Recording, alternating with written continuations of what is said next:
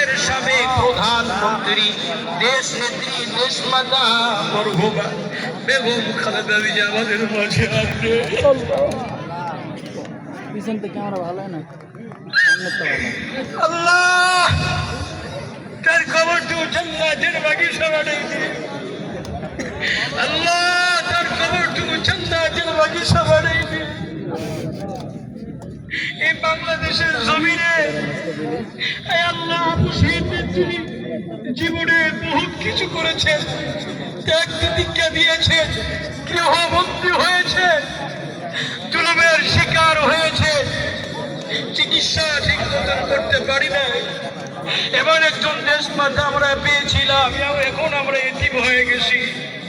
আল্লাহ তাকে তুমি ক্ষমা করিয়ে দাও, আল্লাহ তাকে তুমি ক্ষমা করিয়ে দাও।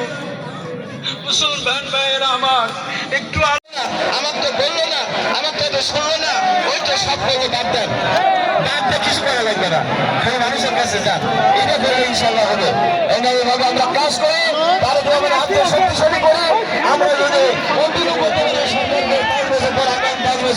তাহলে আমাদের সব হবে, দেশের মানুষের উন্নতি হবে, নেতা কর্মীদের সম্মান বাড়বে।